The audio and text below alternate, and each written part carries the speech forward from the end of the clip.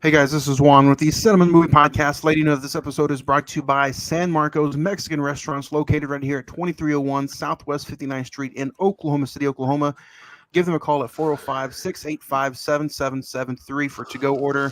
And don't forget, Margarita Wednesdays, $5 house margaritas, frozen or on the rocks, or $2 tequila shots. Every day, all day, Wednesday. It's the best medicine to get you through that hump day. And don't forget, great food and even better customer service. And don't forget to let Abel know that the Cine-Men Movie Podcast sent you for an additional 10% off your entire purchase. It's the only dine-in restaurant of the Cine-Men Movie Podcast.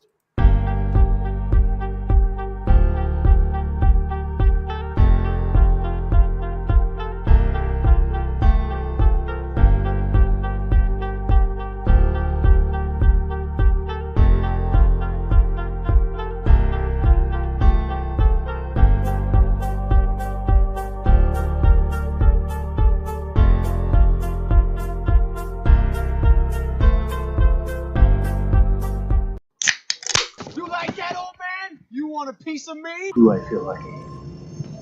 Well, do you, punk? Good morning, Vietnam! I love the smell of napalm in the morning. You're gonna need a bigger boat. I feel the need for speed. I wish I knew how to quit you. Love means never having to say you're sorry. You do? You'll shoot your eye out, kid. Happy Monday, moviegoers. Welcome to episode 214. Welcome to Nightmare on Elm Street 3, and welcome to the Cine-Men Movie Podcast. I'm your host, Juan, and I am joined by the cast, the crew, the good fellas, Ed. Hey, how's it going, folks? Zach. Hey, what's going on, guys? And a big welcome, Cine-Men Movie Podcast debut for Franco. Franco, how you doing? What's up? I'm doing good, man. Good. Everybody have a fabulous weekend, good week? Been good. Yeah. So far. As always. Ed, did you have a good 49-0 weekend? He refuses to comment. But no, I'm excited to be here. We're finally talking another Nightmare on Elm Street movie. It's been a few years since we've talked about one. But I'm super excited to get that back into everybody's plate, if you will. But Zach, what about you? Did you have a good weekend? I did. Got some things done. Watched a couple things. We'll talk about it here soon. Franco, you've had a busy week, I'm sure. But what about your weekend? Did you have a good weekend? It was a good weekend. I had the past couple of days off. My daughter's second birthday party, and I did a lot of videos for YouTube. Nice. A lot of videos for YouTube. For those of you who may not have known, we are live on this channel from 6 to 8 p.m. on Imswa Productions YouTube channel, which is also available to watch anytime on demand afterwards. But Franco, why don't you tell everybody the big, nice, exciting news that really has been a week in the works?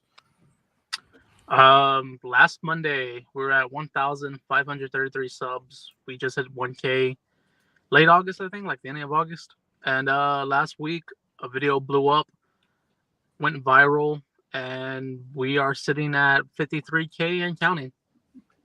53,000 subscribers. That's insane.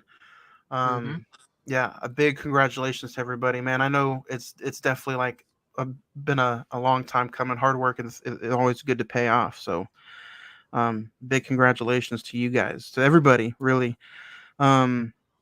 But if you guys have not listened to last week's episode or want to watch it, last week's episode we talked about Signs. It was the 20th anniversary of Signs. It came out 20 years ago. Really a good in-depth conversation, I thought, about the aliens, the dialogue, Mel Gibson, Joaquin Phoenix. Fellas, any last remaining seasonings you want to sprinkle on that episode before we get into Nightmare? No.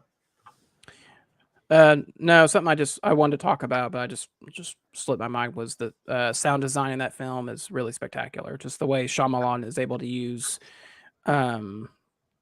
just like the scene where it's a scene outside at night, and you hear the crickets just go one by one until it's just completely silent. Just shows a craftsmanship on his part. So nice. 49 who? joined by Craig too. Did you have a good weekend? I did, Yeah, except for like 3 hours. yeah. Everything else is good though. It's okay. But if you guys want to find last week's episode, it's available to listen to wherever you listen to podcasts at. Spotify, Anchor, Podbean, iHeartRadio, Amazon Music, Deezer, and of course, thanks to the Prescribed Films Network, you can find us on www.prescribedfilms.com. Social media, we're always giving away some kind of digital copies or codes. So go check us out on the social media. It's facebook.com/the Cinnamon Movie Podcast. The Instagram is all one word, the Cinnamon Movie Podcast. Twitter at Cinnamon405. And then the easiest and fastest way to probably get a hold of us is just the email. Send us a quick email, cinemen921@gmail.com. And we'll be able to dig into some emails today, and we'll read at the end of every episode like we normally do. So yeah, Craig, we're all good to go though, right? We're ready for some getting ready to hop into some movie news and check into Zach. You got some stuff you want to talk about rodeo cinema, so Yep. go for it. As you guys may or may not know, Rodeo Cinema, our good friends over on 2221 Exchange Avenue, Oklahoma City, Oklahoma, is a good sponsor of ours. It's a non-for-profit art house movie theater in the stockyards of Oklahoma City. Hey guys, it's horror season. They got a lot of cool things going on. You can still see movies such as Moon Age Daydream, Don't Worry Darling, See How They Run, and Pearl. But this week, guys, Thursday, October 13th, they're showing a free community screening of Night of the Living Dead, the 1968 zombie classic. Saturday, October the 15th, Hocus Pocus double feature where they're showing both 1 and 2, and you get to meet the Sanderson sisters. And this Sunday, October 16th, Silent Sunday is the Phantom of the Opera from 1925. And much, much more is going on this month, including screenings of Jennifer's Body and on Halloween, the classic Halloween night from 1978.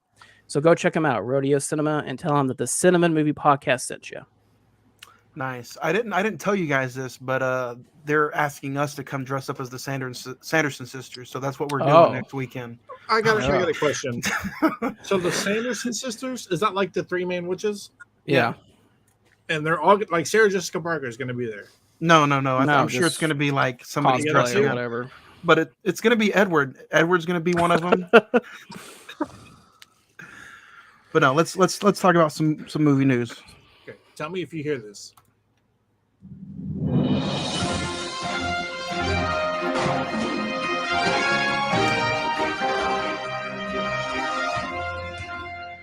I don't have a lot of stuff to bring to the table today, but if anybody else wants to bring anything, they can. The biggest one that I got. Sorry, I couldn't stop. I'm sorry. He's just so excited. The biggest one that I wanted to bring to the table is Ezra Miller is back for reshoots. Warner Brothers is not getting rid of him, and the movie's continuing. It's going to go in theaters as planned, but he's coming back, and he's going to be a part of the actual, release and probably the actual red carpet party and premiere. There was some stuff a few months ago. I brought this up that he would be welcomed back with open arms if he took his classes and did what he needed to do and opened up with an apology. I personally haven't seen if he's done that yet, but what do you guys think? Good. That's what we told Zach he had to do. Good. Hey, good. Well, hey, I'm doing my classes. I'm doing okay. Good move. Bad move. I think bad move. Just because it teaches, like, okay, you can do whatever you want, and we don't care. It's cool, as long as you apologize. It's all good. If you go and just do your thing, it's cool. We don't care. And I mean, Johnny's like, as long as I get to see the Batman. That's so messed up, man. But whatever. I don't get it. I'm excited to see Michael Keaton. I'm not excited about the backlash that's about to come with the Ezra Miller bringing him back. Franco, what about you? You're a huge comic book fan as well. You think it's good? You think it's bad? Or do you think everybody deserves a second and third chance? Everybody deserves a second chance, not a third chance, and this is terrible. Yeah. It's just they should have never came back with him. He's doing reshoots. Hopefully they don't keep him for the next one. After that, for whatever's going on after that, hopefully they recast. Hopefully they bring in from the TV show. I forgot his name. I know the who- TV show guy. Yeah. Grant Gustin. Yeah, there you go. Yep. Zach, good news, bad news? Do you not care anymore? Truthfully, I don't really care anymore, but I don't understand. You have an actor who's clearly not only needs like probably mental help, but just needs to just work out some issues for himself. This is truly your chance just to do like a flashpoint thing and get rid of him and hire somebody else, whether it be Grant Gustin or somebody else. But I mean, I don't know. Maybe they're just trying to save money, and it's already the movie's already shot and done. It's just ready to be released, I guess, next year or whatever. And like you said, Franco, they're doing reshoots, but you know, I mean, maybe they're just doing this one last thing with him or something like that. But I mean, it already seems kind of like a slap in the face to. Maybe it's a contract thing. Like he was supposed to get one film at least, his solo film, and that's it. So I would expect running from the law for like how long? I know. A contract killer, like already. I know. Like not for the mess. Hey, it's not on him if they didn't add those stipulations. I get it, but I don't know, man. That's just such a. I don't know. It's like in the fine print, you got to put can't be running from police, can't be a wanted fugitive. Don't break major crime. He was just testing out his flash skills. Oh my god!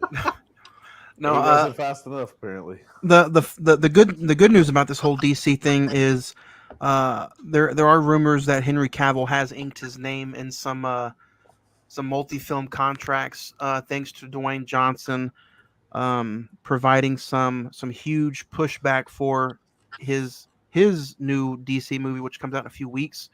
Or next week, actually. Henry Cavill is back not only just for a Black Adam scene, supposedly, but he's also back for multiple movies. I'm, for one, is super, super happy. I think he's been the best Superman we've ever seen, and I'm excited to see what they can do with him with that cape back on. Anybody else? Agree. Yeah. I mean, it would have been nice to save that as a big surprise for Black Adam, but we can't do that anymore. I know. Unless anybody else has to bring anything, the only thing I have is some more HBO News Max is that The Barbarian is coming to HBO Max October 25th, right in time for Halloween. Damn, what that's happened to HBO Max like dissolving?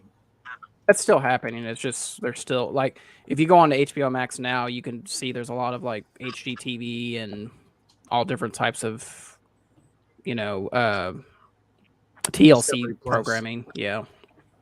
So. But they still but what I don't understand is that, I don't know if you guys ever saw like the little teaser for The Last of Us, the adaptation for the video game. It's still a HBO Max series due to be released next year, like early next year. So I guess we'll see. So we have some comments right here on the if you guys are watching us on the YouTube channel here. First Omen prequel is coming. I did not know that. Anybody excited for the Omen? Has anybody seen the Omen, Zach? I've seen the remake. I haven't seen the original. Damien? Yeah. Damien, yeah, there you go. We also intrigued with the Running Man remake.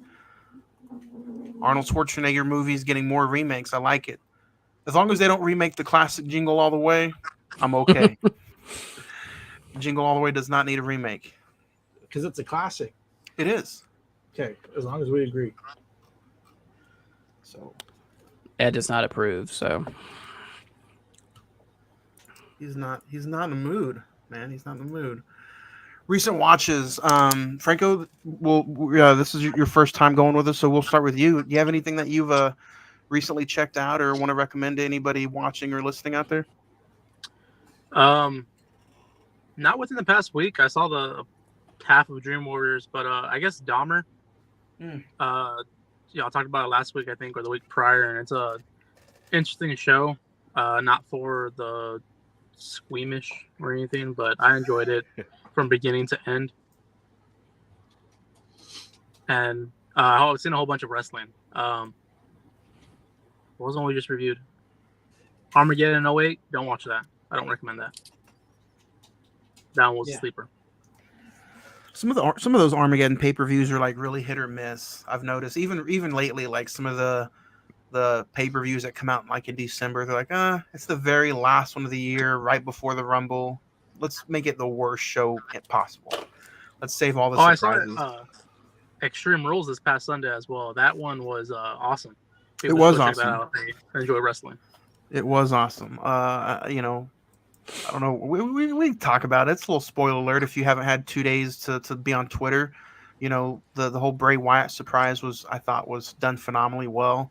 What Triple H has done in 3 months compared to what they've done the past 6 months before, it's completely different.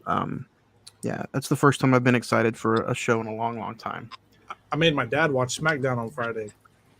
Oh yeah, yeah, they came over for dinner, and during halftime of one of the games, I was like, "Let's put on some SmackDown." So it's definitely more enjoyable than it has been. So yeah. What else did you check out? What did you think of Dahmer? If you had to give Dahmer like a rating, Franco, of like 1 out of 10, what would you probably give Dahmer? Probably a 9. It was really good. I thought my wife's into all that serial killer stuff and everything, and we saw I think so. We saw the Ted Bundy one with Zac Efron, and I forget what the hell it's called. It's called like Extra Vile. Extremely Evil, something like that. Yeah, Wicked, Vile, something like that. I was like, they should have called this Dahmer series that, because this Dahmer series was way worse than that movie. What's cool about the Dahmer series, Monster, is that I think they got 90 to 95% accurate on a lot of different things there, down to even like predominantly how he died. I mean, even some of the exact victims, like Anthony Hughes, for that matter, the deaf man, he had a little bit of a relationship with that guy. That's why a full episode was like hit on that. Glenda Campbell, the neighbor who kept smelling the smell and calling and all that wasn't accurate, just because she was like across the street in a whole different apartment building. So, I mean, little things like that, but apparently another neighbor who actually was like that did call in. But little things like that is really cool that they got right, and then they dramatized and different stuff like that. But yeah, it's if you go and watch that and then watch tapes or watch how some of the interviews went with the real Jeffrey Dahmer, and then go and watch how Evan Peters was talking, it's incredibly scary how accurate he got. It really is. I agree. Yeah, I just got to finish it a few days ago, and I would give the whole series an 8. I thought it was phenomenal. Jeffrey Evan Peters was great. Was phenomenal. Made me want to think twice about eating steak again. Of course. You mean pork chops? Yeah. But yeah, I thought it was phenomenal. So, Zach, what about you? Do you have anything you want to recommend anybody? Not a lot got to watch this weekend. Caught up on She-Hulk. I'm the newest episode behind on House of the Dragon. The only 2 movies I got to check out was I did my rewatch of Halloween Kills. On the rewatch, I like it a lot more, truthfully. I just kind of watched it as is, and I wanted to see what David Gordon Green was just trying to do with it, and it makes a lot more sense what he was trying to do compared to the first viewing. And starting my little Denzel retrospective, or just kind of watching some of those movies to get ready for our top 5+5.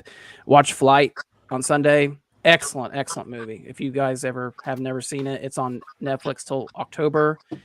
Man, he should have, like everything Denzel does, he should have won an Oscar for that. He's truly incredible on that. Zach, that'll lead into mine.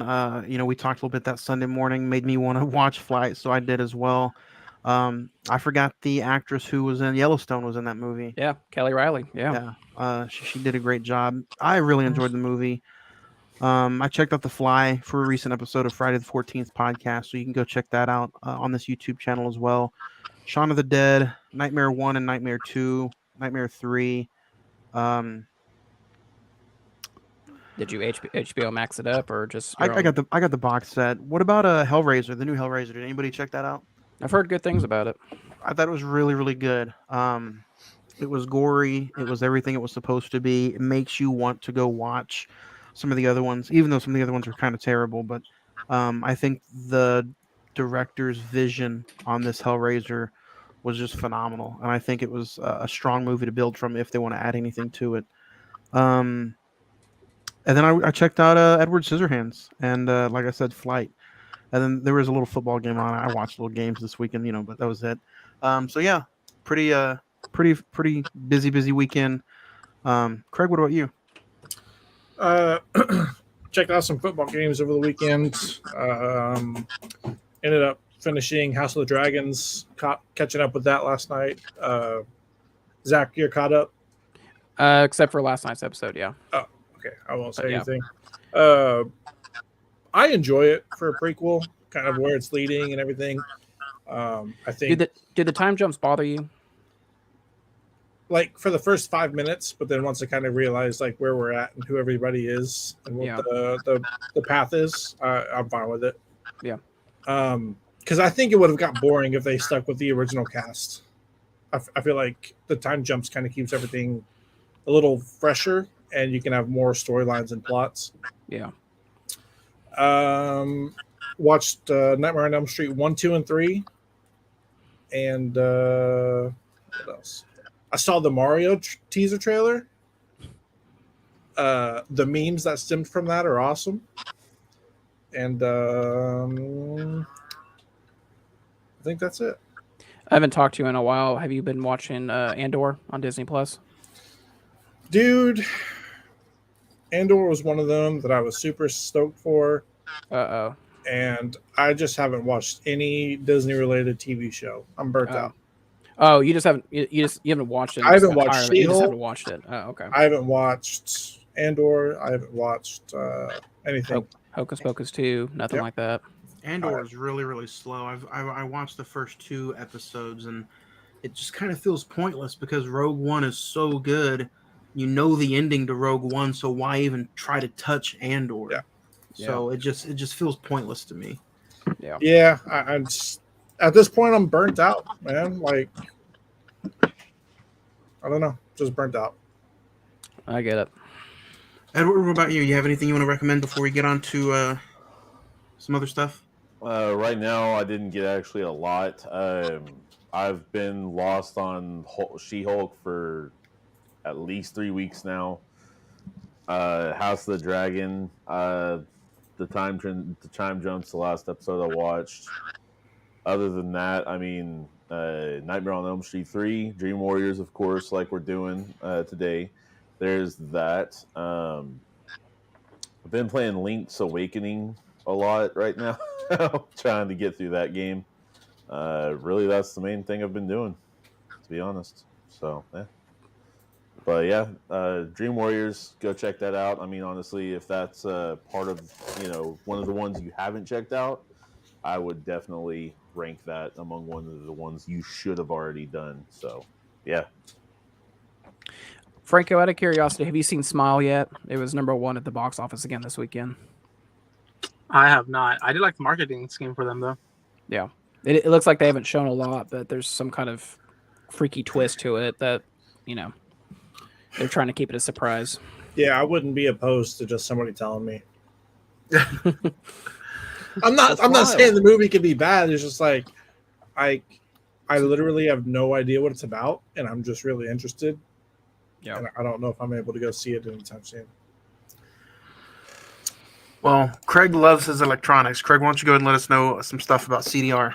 My electrics. Your electrics. CDR Electronics serves the OKC metro area with the best value for your electronics.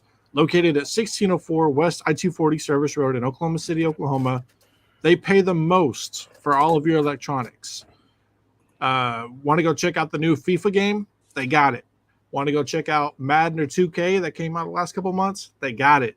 Need any accessories to beat your friends in those games? They got it. So go check them out.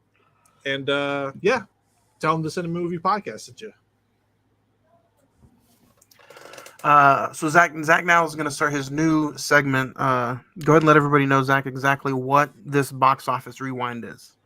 Yeah, so if you hadn't listened to the Signs episode, basically it's just a new segment I kind of created, just going through what were some of the top films of that year that we're going to be talking about. Last year was 2002. This year with Dream Warriors was 1987. I'm just going to run through the top 10 films of that year. Just start from 10 to 1. Number 10 was the first Predator. Number 9 was Witches of Eastwick. I don't know what that is. Number 8 was Lethal Weapon. Number 7 was Stakeout. Number 6, The Secret of My Success. Number 5, 3 Men and a Baby. Number 4, The Untouchables. Number 3, Fatal Attraction. Number 2, Platoon, which I think was the best picture of that year. And number 1 was Beverly Hills Cops 2. Nightmare on Elm Street 3, Dream Warriors was number 20. Full Metal Jacket was 19. Dirty Dancing was 16. RoboCop was 14. And La Bamba was number 12. So those were some of the big films of 1987. Nice. And if you guys are on this YouTube channel, don't forget Friday the 14th podcast. This Wednesday, October the 12th, we're talking Texas Chainsaw Massacre Next Generations. It's UHD is underrated horror discoveries. A lot of people don't like Next Generation with Matthew McConaughey in it, but I'm a huge Matthew McConaughey fan for certain reasons, and I think it's going to be a fun conversation. It's Matthew and Renee Zellweger, right? Yeah, Renee Zellweger. So me and Nick are going to talk about Next Generation this Wednesday, 8 p.m. On Friday the 14th, UHD. So should be a fun conversation. And I haven't seen Texas Chainsaw Massacre Next Generation in a while, so it's technically the 4th installment of the first, 4 films of the franchise. So it's always fun to talk Texas Chainsaw Massacre. So join us this Wednesday, 8 p.m. for that. But Ed gets thirsty, guys, and when Ed gets thirsty, stay away, because if he don't have anything to suck down, he can get pretty mean. So man, it's true. All right, so Oklahoma City has a little secret called OKC Soda Craft Company, born and raised in Oklahoma City for that matter. They only use pure cane sugar and natural flavors and colors to create a unique soda experience. OKC Soda uses reverse osmosis filtered water and light carbonation for an optimal refreshing taste that doesn't leave a heavy syrup feeling like the other guys. They have different flavors that are kind of unique to them, like strawberry milkshake, cherry limeade, blueberry acai, root beer, orange cream, lemon lime. They got plenty of them. You take your pick. I guarantee you will not be disappointed. Man, they're just an all-around great company that comes out with great stuff. You can find it at your local Crest, your local Homelands, your Pro Foods. So, I mean, they're all over. Local company. Support local, man. That's the big thing right here. Support local. Simple as that. You want answers? I think I'm entitled. You want answers? I want the truth! You can't handle the truth! Zach has some truth facts about Nightmare on Elm Street 3 that we may not have known. Zach, take it away. I don't know how I feel about going after Tom Cruise and Jack Nicholson. It's a high bar to That's what Demi Moore said. Oh. All right, so number 1, the Freddy glove that was actually stolen from the set of this film was found in another movie. It's hanging on the wall of the work shed in Evil Dead 2. It's right here. Oh, there it is, right there. Jennifer Rubin was told by some of her fans that her character of Taryn had caused them to quit drugs, and the actress is very proud by that fact. Wes Craven had nothing to do with the first sequel, as he didn't believe that Elm Street was capable of spinning a whole franchise. The success of the second film, outgrossing the original, convinced him to come back. And first writing credit for Oscar-nominated writer and director Frank Darabont. Dang, nice. Okay. Nice. Well, now it's time for our favorite and most deared segment that we have. And ladies and gentlemen, it's time for the top 5.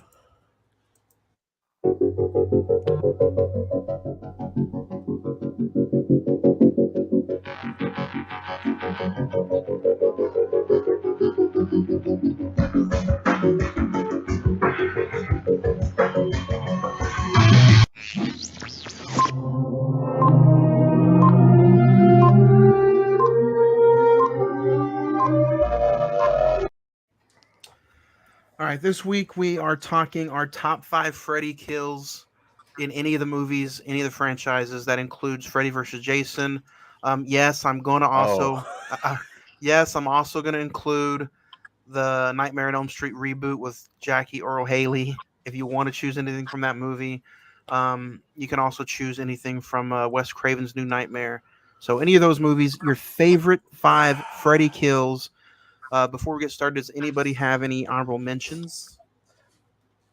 no, but I did do Just from Dream Warriors. No, that's fine. That's fine. good. No, No, they're technically Freddy kills. I thought it was just Dream Warriors we were going with, so So that's my bad. I'm gonna rapid fire through mine right quick. If nobody else has any, I just have 2. Julie's death from Wes Craven's New Nightmare. With the little boy in the hospital, she kind of gets the remake kill from the first one, and then Freddy's actual death in Freddy's Dead: The Final Nightmare, which is Nightmare 6. So we'll start with number 5. 5. Zach, do you want to kick us off with number 5? What's your number 5? My number 5 is going to be.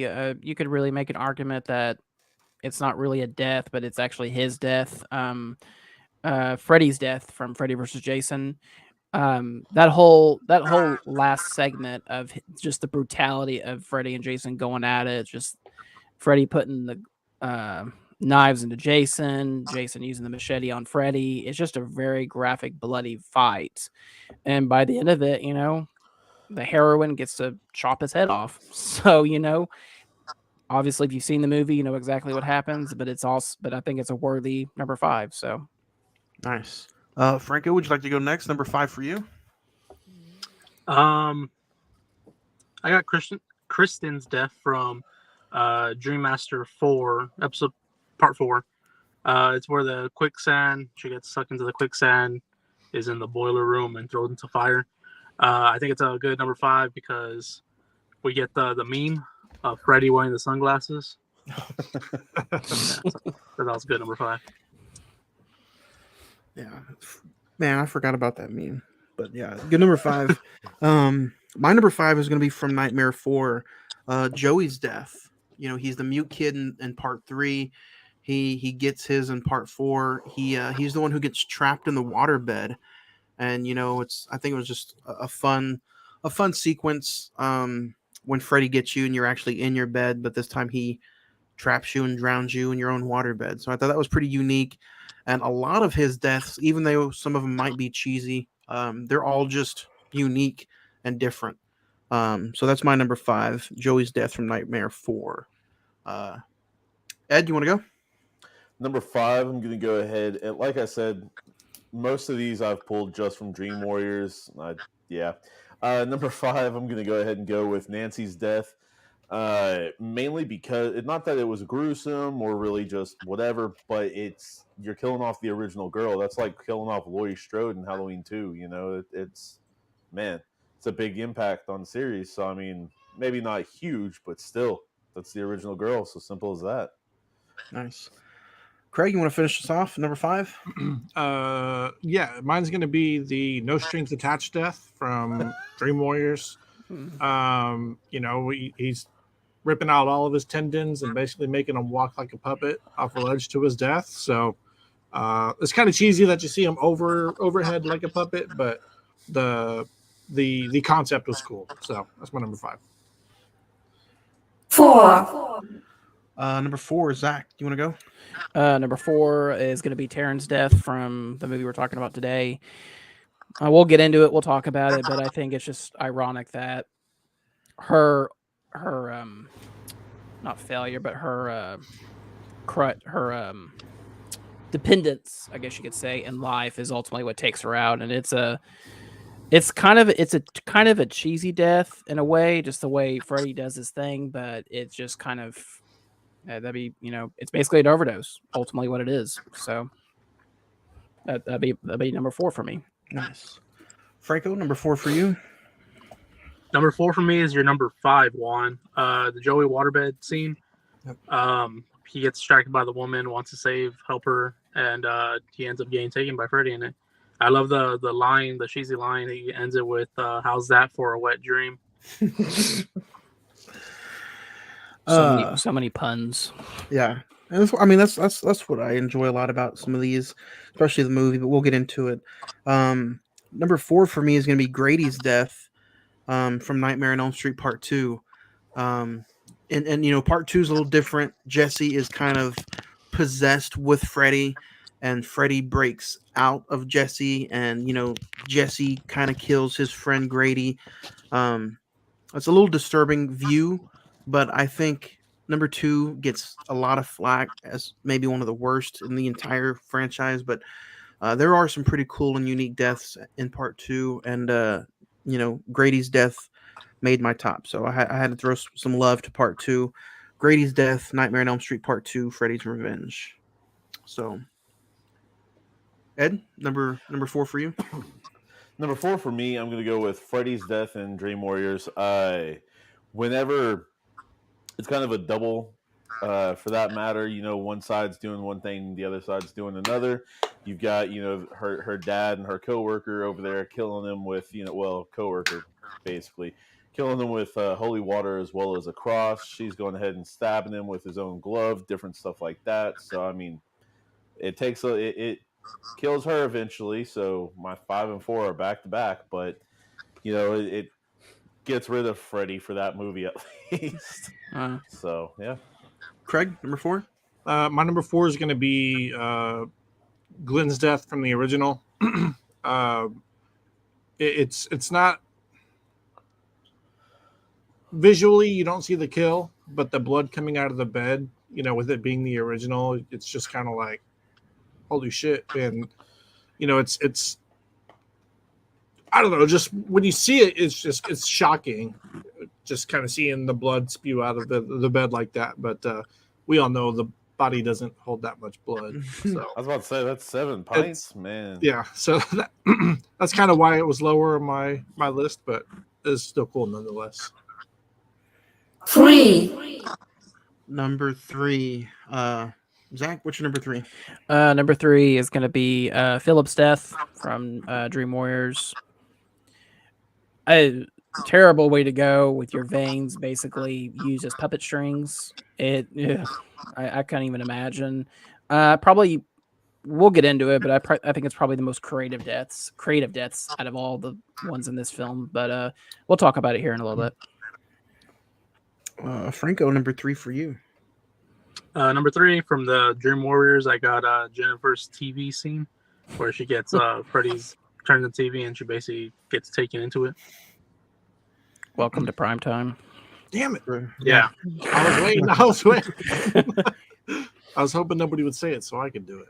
Stole my thunder. That's a good scene. Number 3 for me is going to be Tina's death from Nightmare 1. It's technically the first death you ever see Freddy do.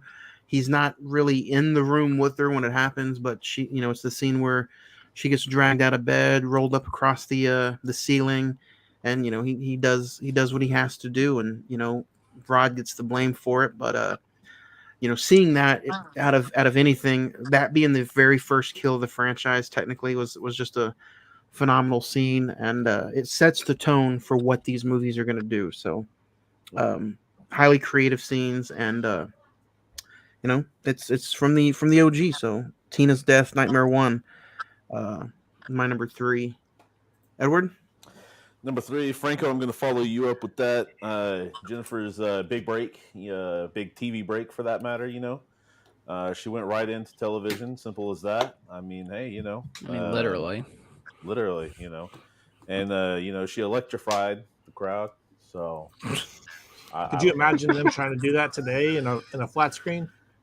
I mean, I can imagine it. There's no room for that tube TV. Just there's a certain zenith about it. Yeah. It does. So yeah, Jennifer is my number 3.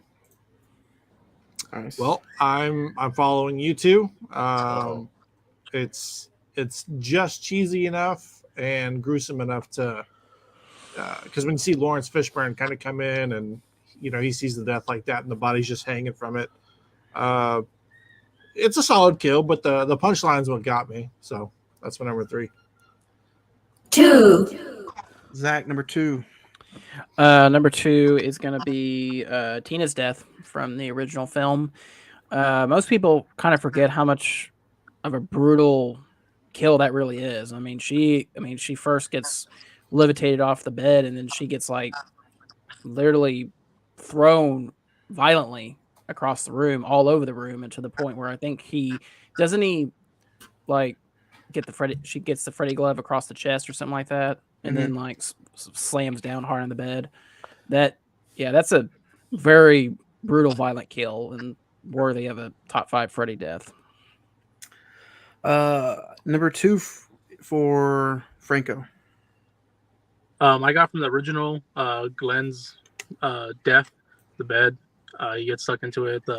It's a really good sight to see with the blood. How y'all said. Oh, it's good. Johnny Depp unfortunately got his.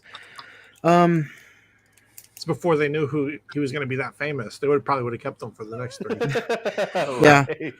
Yeah. Number 2 for me is different, but it's unique. And it just stuck in my mind.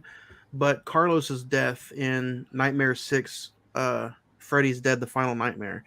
He dies. He's a deaf kid, and he uses, I don't know if anybody's seen the movie, but he uses a hearing aid, and Freddy uses the hearing aid. He turns it all the way up. He drops pins, then he drops whatever he can, and Carlos's head just explodes because so much. Frequency, though. Yeah. And it's unique. He starts out with the nails on the chalkboard, and then it goes louder and louder. So it's a unique death. It's fun, and it's always stuck with me. So number 2 for me is Carlos's death from Freddy's Dead: The Final Nightmare, Nightmare Part 6. Edward. Number 2 for me, I'm going to go ahead and hit Philip. I mean, I'm surprised, back in 1987, they didn't use Master of Puppets for this scene.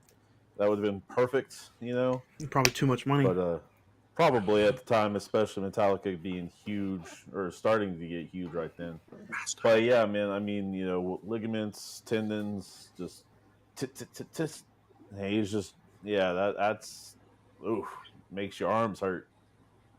So yeah, Philip. Sorry about you, man. Craig, number 2. It's funny that we're not going to have any of the super cheesy ones, even though they're like super funny. Mine's going to be, my number 2 is going to be the Spinning Room Revisited from Wes Craven's New Nightmare.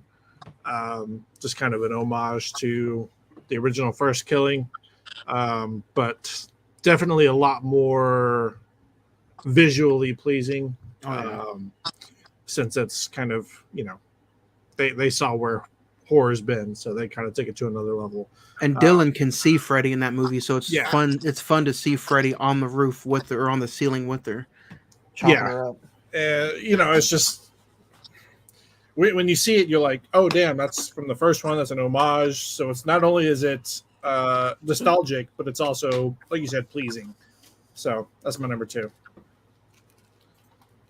1. Number 1, Zach. Number 1 is the kill that I always associate with these films. It's Johnny Depp's death in the original, Glenn getting sucked into the bed and basically the bed spewing out his blood in very graphic fashion, basically. It's always the kill that, like, when I think of Nightmare on Elm Street, that's the one that I always go to. I think it is very iconic, and I think probably if you saw that back in the day when that movie originally came out, you'd be like, yeah, I don't know if I want to stick around for the rest of this movie. So, number 1 is Glenn's death. Franco, number 1 for you. My number 1 is actually my favorite of all. The Puppet Master from Dream Warriors. It's just looks incredible how they did it, and then I love the. I think Craig said it was cheesy, but how he's standing over the building as the master and everything, like it just looked incredible. Nice. That is a fun scene. I had a hard time with mine, but number 1 for me is going to be when Wes Craven. No, I'm just teasing. That's bad taste. Number 1 for me is going to be Johnny Depp's scene from the first one. The blood spewing out. The dad, them putting the bucket up underneath, and the dad just holding his mouth like it's too much, and It's just phenomenal. You know, Freddie. The only thing you do see is Freddie just grabbing that nice Johnny Depp waist and bringing him down underneath the covers with him. So how old was he in this movie? He was pretty young. I think he was like 23, 22, 23. Okay. Right after. You're about to get caught in 4K. I'm just saying. Yeah. You know, he did. I think he did this right in the middle of while he was filming 23 Jump Street, the TV series. So, 21. Yeah. So young Johnny Depp, Freddie just got him. So, number one for me is that scene. Edward, number one for you. Number one for me, I'm following you and Zach, man. I agree with Craig, man. If you could have looked 20 years in the future and been like, man, this is going to be one of the most like successful actors that we have on any of these sets, we should have kept him, you know. But I mean, hey, you know, you got to start somewhere, somehow. So, but on the flip side, it kind of adds to it, because when you go back to watch it, and you're not like, you know, maybe it's a first time watch for somebody younger. Yeah, you're like, oh shit, that's Johnny Depp, and you're not expecting them to kill him off that soon. So it's kind of cool that now we see him for who he is, and he's able to go that soon in the movie. Oh no, 100% agree. But he survived. He survived an hour into the movie, almost an hour and 5 minutes, I think. Yeah, he survived a good chunk of it. But, he survived Amber Heard. That guy can survive anything. Hey, listen. But the only thing is it was like, I didn't know the body could hold 50 gallons of blood. You know, literally. Edward, it's a movie. Edward, just calm down. Isn't it still like one of the top like fake blood usages ever?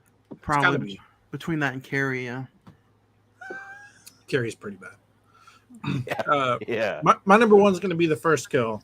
What's her name? Tina. Yeah. It's the first one you see. You know, you think a guy with claws is just gonna, you know, swipe it and be done with it, but no, he's dragging her and you can't see him. And for a movie in the 80s, it's just as visually pleasing as the new one in the early 2010s. Was it come out in 2012? 2010. 2010, yeah. Yep. But you know, you're not really expecting or knowing what's going to happen at that point, and just kind of she gets it. So, and you know, I think we all had that somewhere on our list. We don't even talk about just the visual scene of her in the body bag when she's haunting, and Freddy's using that to haunt. You know, Nancy. Heather's Nancy in the movie. You know, that's even that right there is just a visually disturbing scene so many years later. Yeah. So that's a good top 5. If anybody out there again wants to send us in your top 5s, send us in your top 5 Freddy kills. CINEMEN921 at gmail.com, and we'll read them at the end of next week's episode. But if talking about all those kills got you hungry, go ahead and give Red and Blues Pizza a call at 405-602-2838. They deliver with Uber Eats. So check them out, or you can visit them here locally, 4500 South May Avenue, right here in Oklahoma City, Oklahoma. They're open 7 days a week. Red and Blues Pizza. If pizza's not your thing, then they have burgers, they have wings, sandwiches, gyros, anything you want to get that hunger gone away. Go check them out. It's great pizza, great price, and they also have cinnamon sticks. So don't forget, go ahead and get you a dab in those cinnamon sticks, and wash it down with some cold beverages, some OKC soda in there as well. Also, they have brand new cheeseburger pizza with 4 different cheeses, beef, pickle, and all different kinds of toppings that you'd want on a cheeseburger, but on a pizza. So go check them out. Let Myra know that the Cine-Men Movie Podcast sent you for all your pizza and hookup needs. It's the cheesiest. It reminds me of that Cheez-It commercial. I don't want to be the cheesiest. So go check them out. But what we're talking about today, Nightmare on Elm Street 3, Dream Warriors. IMDb currently has it at 6.6, Rotten Tomatoes at 72%, the Metascore is at 49%, while the Google users have it at 93%. With a budget of $4.3 million, this movie grossed a little over $45 million at the box office, with a February 27th, 1987 release. A familiar killer with a knife welding dream demon, Freddy Krueger helps teens at a mental hospital battle with their psychopathic killer Freddy invading their dreams. This movie is, I don't know, for some reason, a lot. I mean, I can see, we'll get into it, but it's considered one of the best sequels of the Nightmare franchise. Yeah, $45 million. That's good. And a February release. That's kind of unique for a horror movie. Take your Valentine's date to go check out Nightmare on Elm Street 3 back in the day. Starring Heather Langenkamp, Robert Englund, Craig Watson, Patricia Arquette. You also have Lawrence Fishburne in there. John Saxon returns to play Lieutenant Thompson. And the story is by Wes Craven, but it's directed by Chuck Russell. So, we usually go through and talk director talk, and we will mention some of the movies that he's done. If anybody wants to name a favorite, go ahead. He's done. He started with Nightmare on Elm Street 3, The Blob from 1988, The Mask, Eraser, Arnold Schwarzenegger. He also directed The Scorpion King, which we've talked about. And then his recent movie, 2016, he directed I Am Wrath with John Travolta. Anybody want to name a favorite movie from Chuck Russell? I'd probably say The Mask. I think that's just like if you grew up in the 90s with Jim Carrey, that's just one of those that's just like on a pedestal and it really can't be touched. So, what about you, Ed? Yeah, I'd probably either say that or Dream Warriors, one of the two for that matter. But you can say The Scorpion King. We had an awesome conversation about it. No, that'd probably be number 3. I think that would be 3. I like that. So yeah, no, 1, 2, 3 right there for me. So yeah, I would have to say it's a tie between The Mask and Dream Warriors. Two different distinct movies, but they're both memorable and fun. So, what about you, Franco? The Scorpion King, mainly just because of The Rock. The Rock. Craig? I can't hear you, Craig. I'm mute. The Mask. No. The Mask.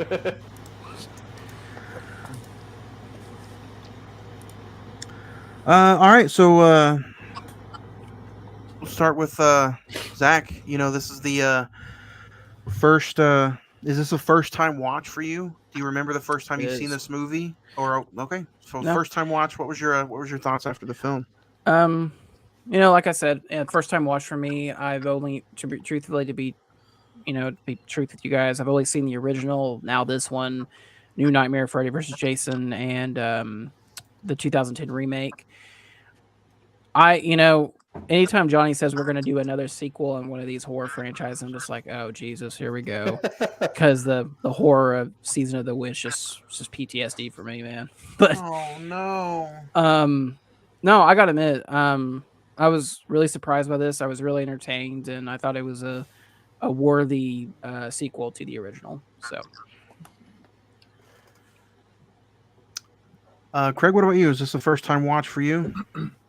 No, I watched it. Time's flown, so it was probably 2 years ago. But yeah, I mean, I think I feel the same as I did then. So yeah, we'll talk about it. Edward, what about you? First time watch compared to now? My first time watch had to be with you on this 20 years ago or so. Golly. Yeah. You just aged yourself, Ed. Might have been on VHS, to be honest. Was on VHS. Probably. But either way, I thought the music was really cool. Still think it's really cool to this day. I think this is Dawkins' top song. But I mean, other than that, this has always been one that I kind of throw around here and there. So yeah, definitely didn't change much in perspective. Just kind of, I don't know. Yeah, we'll talk about it though. We talked about a few things the other day. We did.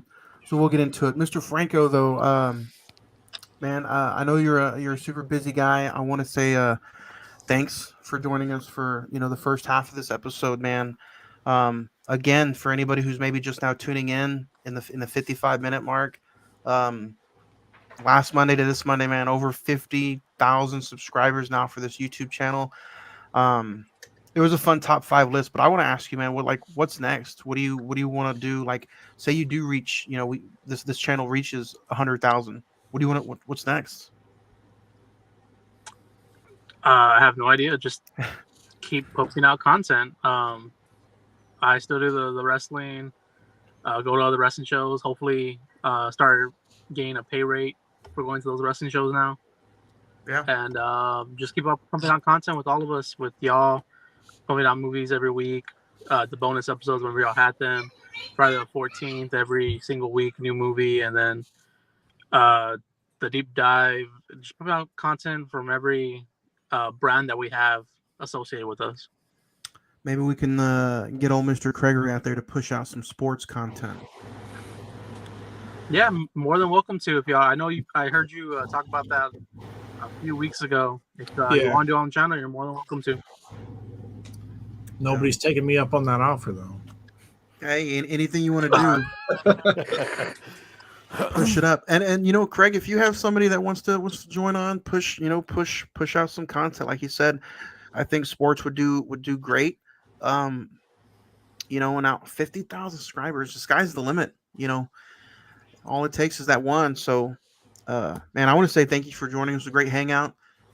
Always more than welcome to hop on anytime. Thank you. And thank you for the opportunities that we've been able to put our ugly mugs on this YouTube channel. So I just want to say thank you for having me, man. I'm glad to actually finally make my debut on this. I've been saying the past 3 years all we need is one video blow up, and 3 years later, here we are. One video blew up, and everything went haywire. But thank y'all for being on. Thank y'all for continuing to help grow the brand and everything. I really appreciate it. Absolutely. All right, I'll catch y'all later. See ya. See ya. Have a good one. Good week, good film. Diving into Nightmare on Elm Street 3. You guys can check this out currently on HBO Max, so go HBO Max it up. It's also on Tubi for free. So check it out. The opening house scene, guys, I thought was a pretty cool scene. And just like Signs last week, we're gonna probably jump all over. We're gonna have a good discussion about the film. I first seen this movie probably right around the same time I showed you, Edward. I probably shouldn't have been watching this at like 7 years old. But it was funny to me, and this is the first one where you get Freddy as a comical guy. Where he starts shooting out those one-liners, and he starts to be funny with all of his kills. So this is really the first film that he starts doing that in. So yeah. What's interesting is that he doesn't really talk until he does the "Welcome to Primetime" line with Jennifer. And so, that kind of just sets up that establishes as like comical stand-up Freddy from that point forward. So,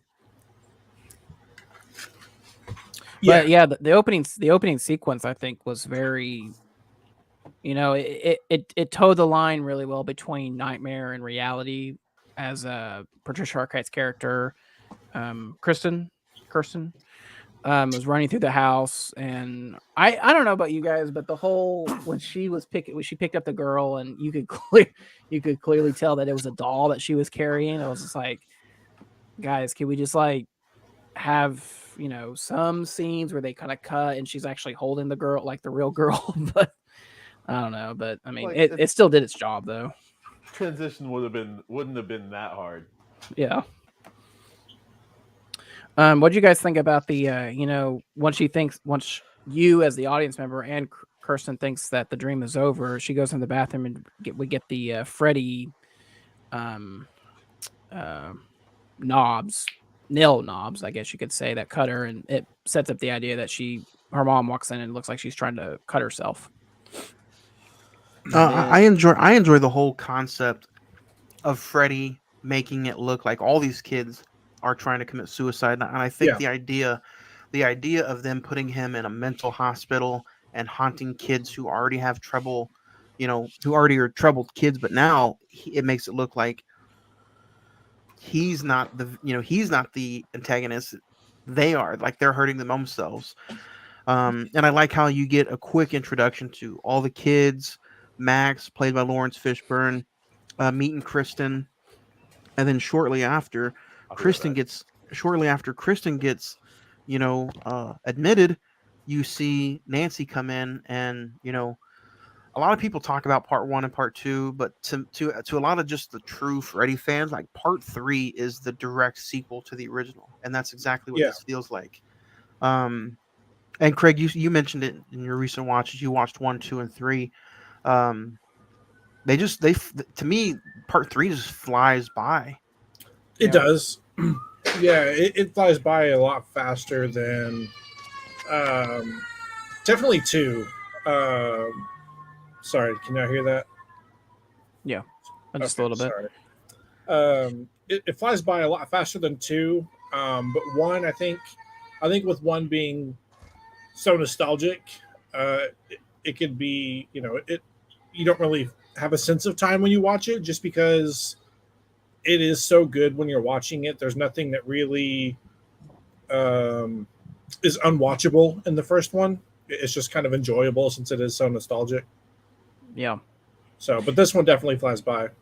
I've never seen 2. I've heard, like you said, Johnny, I think I can't personally attest to this, but I've heard 2 is like the worst out of the franchise. Does anything come up? I know, from what I understand, nothing really comes up from 2 throughout I know in this film and for the rest of the franchise. No. What was the Halloween movie you said you didn't like? The Season of the Witch. Is that the Season of the Witch? Kind of, because it's Freddy taking over somebody. Like, yeah.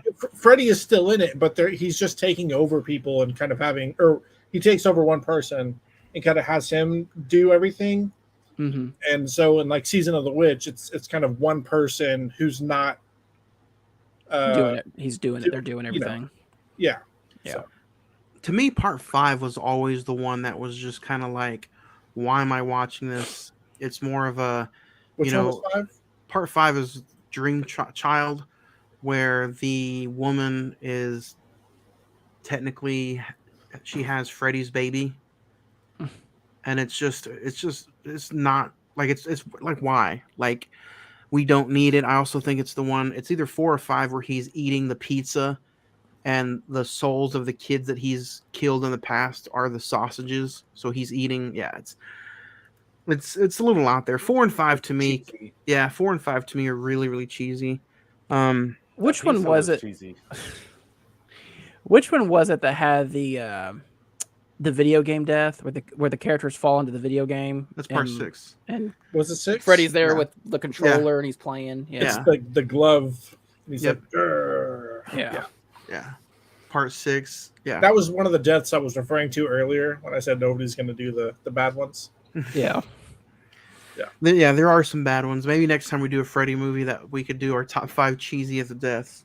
Or just next time, like, we do like a horror flick, we do like worst deaths in horror films or something like that. Oh yeah. Let's do a bad movie, This is the first movie out of the franchise where you start getting Freddy's mom's name thrown in there, and her background and his background gets extended. Like in the first and the second one, you get his background: child murderer, killed kids, worked at a meal or a production. A mill. Yeah. So in this one is the first time you get introduced to Amanda Kruger, which was, I think they said she was like technically raped by 500 people, left in a room to die, and she gave birth to Freddy Krueger. So this is what do you guys think, being introduced to that for the first time and hearing the nun story and, seeing the end goal? I think it just kind of makes it that much more unsettling, and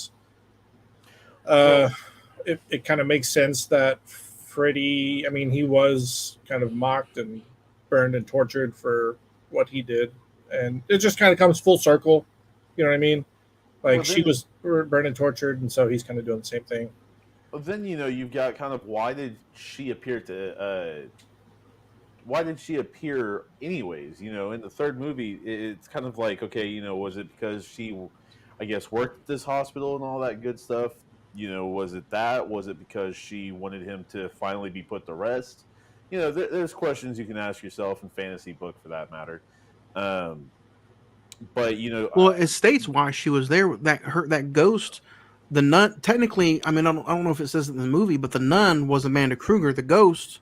yeah, So she worked up, or the room where she got raped was up in the by the bell tower. yeah, She took Neil, right? That's his name, Neil. yeah. She took Neil up into the room and said, "This is the room where it happened at." Well, I mean, like, So was that the reason that she just like, hey, it's time, or I don't know. It's kind of just questions like why. Like, I get what made her come out. Don't get me wrong, but like, why now? Her first opportunity or whatever. because it's But 1987, it's part of the movie. exactly. But you've got that part of it, which lends a hand to a lot of different aspects of it, as well as like you didn't know that was her until pretty much the last of it, if Yeah, I'm not mistaken. yeah. One of the last scenes, you see Neil look at the grave, and you see Amanda Kruger's. Because you automatically think something's wrong at the what was it, Philip's funeral, when Neil's just talking over by the tree to the nun, and it's just like, okay, Nancy comes up and she's gone, and she's like, oh, okay, who. Yeah, it's like, okay, this is he's going crazy too. I wanted to bring this up because I thought this was pretty interesting how the deaths were laid out. You get four main deaths. You get Philip's death, Jennifer's deaths, not Amanda, Tara's death, and then Will's death, and then Nancy, the dad. But I wanted to bring up the two most popular, unique, entertaining, and exciting deaths. I know that's kind of bad to say, but the most two unique deaths are back to back with Philip and Jennifer. To Yeah. me, right after Jennifer's death, the movie dragged just a little bit, even though it was an hour and 40-minute movie. Like, I still feel like there was 15 minutes where I'm kind of like just holding, nodding my head, just kind of, okay, can we get on with the bar scene? Do you guys agree? Like, I feel like those two deaths should not have been back to back, especially with how popular they are so many years later. Yeah, I mean, when you're making a movie, you never know what's going to stick with people and resonate.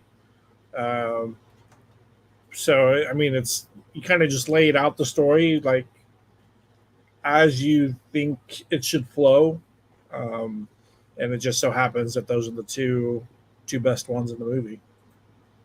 What about since we're talking about characters, alive or dead? Did anybody have a favorite, you know, uh, member of the hospital community? Whether it be, you can even throw Max in there as Lawrence Fishburne or Neil, but whether they're a patient or a doctor or a staff member, did anybody have a favorite character in the movie? That's not Freddy. Edward, you like Will, didn't you? I would have to say Nancy, dude, honestly, because I thought she came on a little late with her knowledge. But I mean, you're supposed to forget about it for that matter, I guess, when you grow up. But at the same time, it's just, yeah. So I'm gonna be honest. I mean, I don't really think that this film really. I think this film could have gone without Nancy. To be honest, I think you had like a solid character in Kirsten, and then you get the quote unquote Dream Warriors crew with Philip and the rest of them. But I mean, I think Patricia Arquette was able to stand her own. I think she could have served as a new Nancy. I think she's probably my favorite out of all the new characters. And it was not, even though really Lawrence Fishburne's as Max didn't really do anything, it was just kind of cool to see him in the movie. I thought that was kind of an interesting choice for his career. And a lot of people don't realize, but he was massive in the late 80s, early 90s. Like, yeah, some of the movies he's done, like Deep Cover, King of New York, like he was big in the late 80s. If I had to pick a favorite character that wasn't Freddy, I would probably have to say Kincaid. He's a character that's kind of stuck with me throughout the, every time I watch this movie. He's just smart ass, but he's not like really afraid. You know, they bring him back for 4, obviously, just to kill him off in 4, him and Joey. But I'd have to say Kincaid. What about you, Craig? Do you have anybody favorite that you were drawn to? Just seeing Lawrence Fishburne in something always, he's a very recognizable face. You know, in this one, it's kind of a laid back character where he doesn't necessarily have a big role, but you know, he's just from knowing who he is and the role that's in the movie, he's there, but it's not prominent. And I think it's a, you know, just it was nice to see him on screen. I think he ultimately serves as kind of like an audience character, and what I mean by that is that he kind of eventually gets the idea of what's going on with these kids, unlike Nurse Ratched, who's just like, no, they need to learn how to sleep, all this and that. And Dr. Gordon eventually gets on their side once they do the dream thing where Patricia Arquette's character can like pull people into her dreams. Yeah. And so it's kind of the realization of like, oh, so these kids aren't making it up. It's not mental illness. They're actually being stalked by a and force. he kind of had a soft spot for everybody. Like when the girl wanted to watch TV, he was like, all right, but I didn't see you. Now, granted, he's responsible for her death at that point. Yeah. But you know, he cared for him. He understood, you know, not that he understood, but he had a soft spot for him. So, and 3 Boat Guy. Are you okay, Johnny? Because I know you paid full price for that. I paid full price for that Friday the 13th box set. I wanted to say, and everybody who's been commenting as we're going live, you know, there's also another one. I hope I don't butcher this, but Castellar. Help me, somebody. Castellar Garcia. Castellar. I'm having tongue-tied issues here. I'm having a stroke, to be honest with you. But no, everybody who's commenting live as we're talking, thank you. Continue to send them out. 3 Boat Guy just bought Friday the 13th box set from Shout Factory at half price. That's a big score because I think when it came out, I paid like $230 for it. So, you're not happy. Congratulations, but art, even though some of the films are questionable, artwork wise, tremendous it's box really set. nice. Yeah, tremendous box set, really good score. And you know, the last 3 Friday or the last 3 Halloween movies just came out on 4K as well from Shout Factory, and again, perfect artwork on those box sets. So everybody out there who's commenting, keep sending them in. I've been showing them. We'll talk about them. If you have a star rating you're watching, let us know your star rating of Nightmare on Elm Street 3, 1 out of 10. Yeah. One being complete shit, Power of the Dog, and then number 10 being Godfather level. So send us in your favorite scene too. What do you guys think about John Saxon coming back for this one? I mean, the budget obviously is a lot bigger than the first one. So you bring Nancy back. You also got to bring Dad back for a little bit. It was really good seeing John Saxon back in the movie. He wasn't in 2. He wasn't in 2. No original character was in 2 other than Freddy. So I do think that I didn't like how they portrayed him. Obviously, I mean, the mom dies. You hear about the mom dying. So really there's only him and the daughter Nancy left. And you know, he hasn't seen her in a while, so he obviously, you know, he was the sheriff too from the first one. But now you see his, you know, he's got his shirt's dirty. It says security guard. Doesn't look like he doesn't even work for the police force anymore. He's got his beer and his shot, so you know he's obviously, you know, depressed. Seeing the dad come back, were you guys okay with it, or did you not need it? Well, I mean, to know where his remains are, I guess that was kind of a necessary addition to it, and that might even be a big part of why they brought, you know, Nancy in, not to be the main girl anymore, but for that he was the last one that knew where the body was, right? Apparently so. He was the last one alive of the Elm parents that participated that night, I guess. Yeah. A fateful night. And I would agree. I think Craig said it or Johnny said it. The bar scene, it builds up the plot and it's a little bit more character development a little bit. But I mean, I think we could have reduced it down to maybe like a 2-minute scene or whatever. They just kind of get to the point and move on. Yeah, there are definitely some scenes that probably could have been taken out. I feel like this movie being an hour and 36 though is fine, but I think if you drop it down to literally 130 or 129, I think it still would have went just as smooth. Yeah.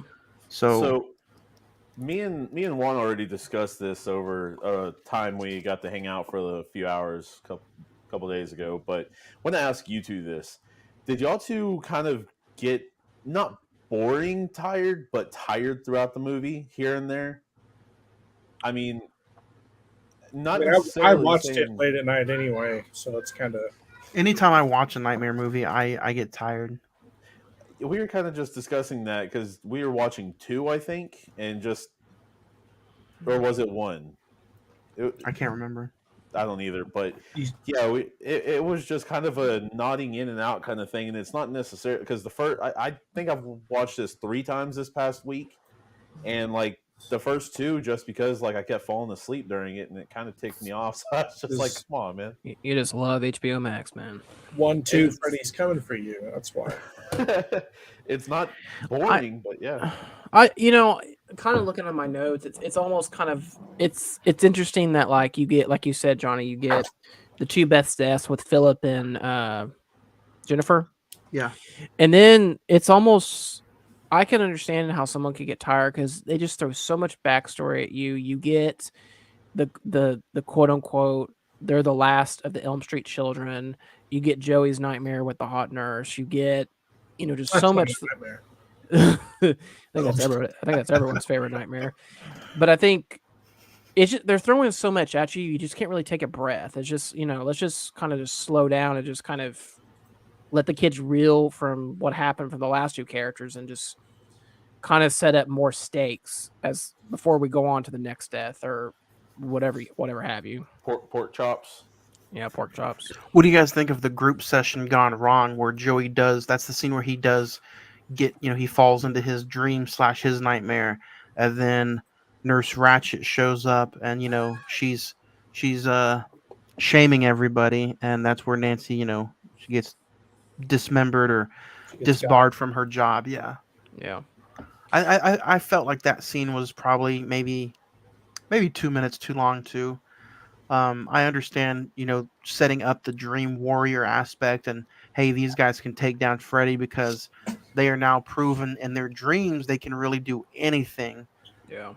And I mean, again, I respect the whole idea of them bringing that up in this one, but if you look back at it,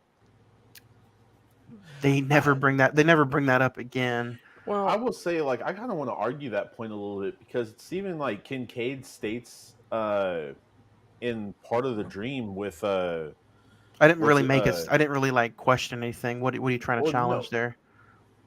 With Joey, when he finally talks, he's like, you found your dream power. So it's just like, can they do anything, or is it just kind of they're keeping themselves to one thing? Because I mean, basically Jennifer or Kristen is basically a gymnast. I mean, she's real limber now, and Kincaid is real strong, or at least decently strong. Joey can talk. The wheelchair guy gets his wizard powers. He turns into Harry Potter. Kind of, sort of D&D. That's the worst part of the movie. Oh, you didn't like the metal out spiked wheelchair that comes after him? That was funny, but the whole wizard shit, I was like, what is this? Dungeons and Dragons?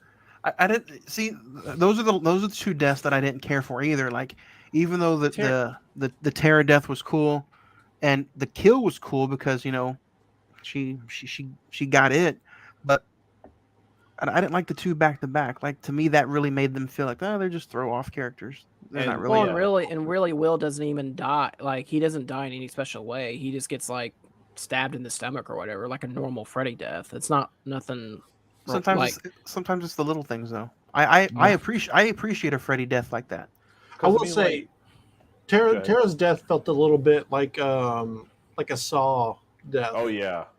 Because he like in Saw, he set up traps specifically for people and what their addiction was or whatever. I think it was Saw 3. Past was Oh, part whenever- 2, where part 2 with she gets thrown into the pool of needles. Oh yeah, yeah. like he has a trap set up for everybody's addiction in that one, and Yeah. this death kind of it really felt like a Saw death. It felt like the deaths were specifically designed for each character. So I will give them props on that. They might not have been as good as some of their deaths in the films, but I like how they were designed for the person. Yeah. Well, I think ultimately their deaths are related to their dreams. Ironically enough, Philip, he's a puppeteer. He dies in a very gruesome way with his veins as puppets. Jennifer wants to be famous. She dies through a TV. Will wants to walk, and ultimately that kills him. Taryn wants to become clean and not be drugged, and she gets an overdose. Harry. Yeah. So I mean, I think, like you said, Craig, it's very appropriate how they're very smart on the writing on how they kill these characters off. And then the sores on Terra, for that matter. Ooh, don't they become like little faces or mouths or something like that? Yeah. I think they were mouths. Feed me. I've got to say, I think the 3 deaths probably were Tara, Philip, and Jennifer, for that matter, that were the most like creative. Just because go ahead and finish why you think they were creative. Well, I mean, you like Craig said, you've got each tailored for them, if you will, but at the same time, like the mouths or whatever those were with Tara, the ligaments, tendons, whatever. Oh, that looked painful. And then just him coming out and just shoving her into the TV. That, oof. You know what? You got a foot there. You know what? I went like this, sir. You know what? One of the deaths sounded like that would have been interesting to see, but was just mentioned and not shown. Was when Sam was talking to Nancy, or not Sam, when Neil was talking to Nancy about how a few weeks ago they had somebody get a razor blade and cut off his own eyelids just to stay awake. Yeah. Like, just the mentioning of that, like that sounds like something that could like really be traumatizing. I'm not saying I'm not saying I want to see something like that, but yeah, you do. I think it would be cool to see in a Freddy movie. Give me everything. It would be fitting. It'd be very fitting. Something else I kind of appreciated with this film is that they blend the psychology aspect of it, where they're in a mental institution where they think, oh, it is suicide. These kids are suicidal. That's why they're here. And doing the research of this film, there was an uptake in teen suicide in the late 80s. So I thought that was kind of like a rip from the headlines. We're going to put this in our film.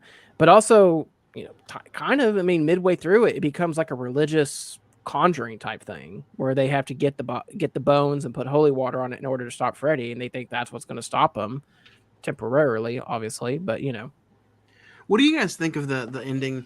I mean, obviously finding the bones, sprinkling the water, the stop motion skeleton, all the Kumse stuff they have to do to the bones. What do you guys think about that?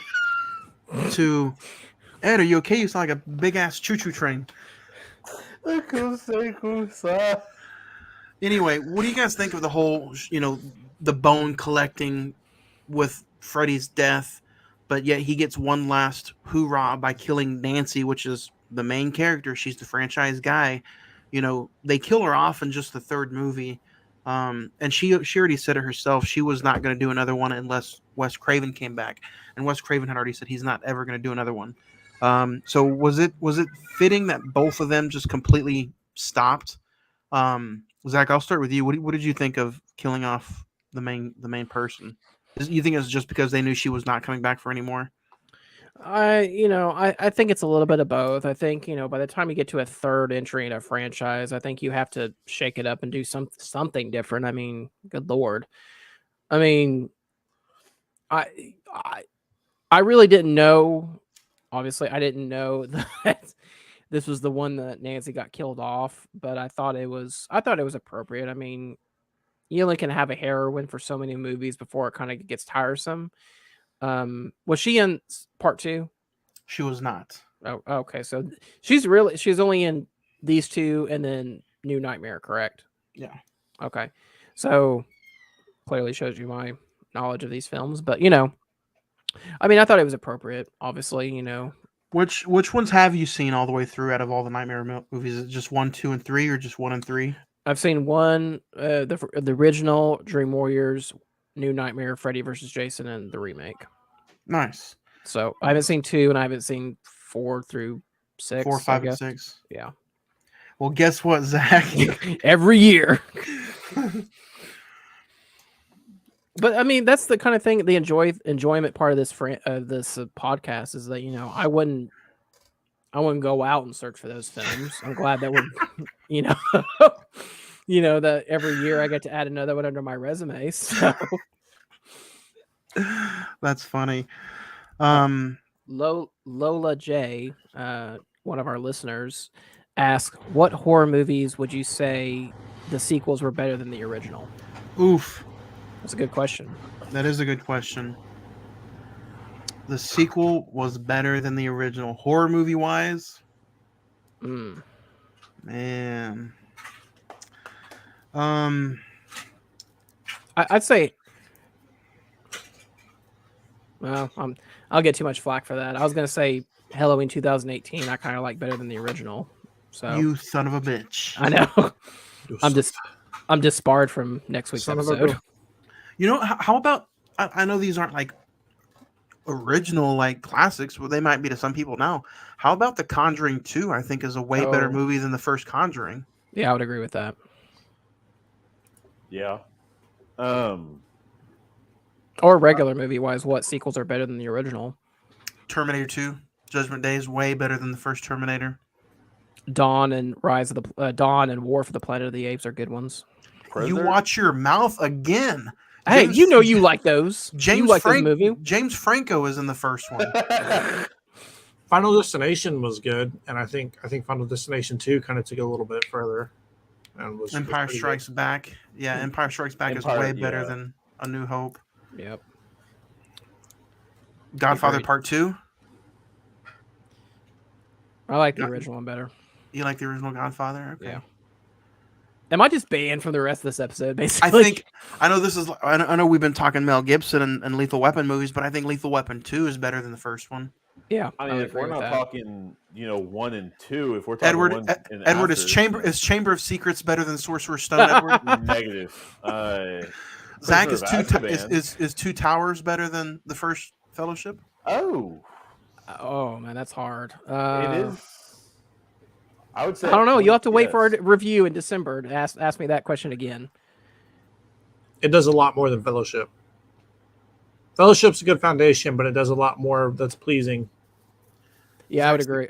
Zach's the King Kong fan. Yeah, I would agree that the Peter Jackson one is better than the Jessica Lange one and the original. Yeah. And the technology for the original King Kong was ahead of its. Yeah, that's true. Yep. Yeah. Top Gun Maverick. Juan's favorite. Yeah. Oh, yeah. Yeah, Top Gun Maverick is way better than the original. What about this? Juan's favorite is Rob Zombie's Halloween 2. Spider-Man 2. You know what? I just got done watching The Munsters over the weekend on Netflix. Rob Zombie's new film. Halloween 2 is a masterpiece compared to The Munsters. Yeah, I heard it was horrible. Yeah. Oh, I got 15 right here that are pretty good. Well, I got a few. So Spider-Man 2. Yeah. The Dark Knight. Oh yeah. Oh yeah. That's Jackass number 2. Jesus. Rush Hour 2. The first one's pretty hysterical. Shrek 2. Yeah. The first Shrek one's pretty good. Yeah. What is Look Who's Talking To up there? Bad Boys 2. Okay. No. Bad Boys for Life is pretty good. Yeah, Bad Boys 2, even though it's really girthy, it is better than the first one. And then a Very Brady sequel. I don't know. Get out of here. I'm reading off a list of ones that Very Brady sequel. I mean, Infinity War is better than the original Avengers. Hold Concur, on. Craig? I don't know. No. No. I don't I'm know if you asking. can. I'm asking Craig. I'm asking Craig. Infinity War isn't. It's a third. It's the third in a I franchise. mean, it's Yeah. still a sequel though. Yeah. Still after the original. Is that what we're talking about now? Like any movie That sounds after just the like- first? Yeah. I thought sequels were like Yeah, two of like yeah, one, two. Two and Sequel- onward. sequel- reaching. Yeah.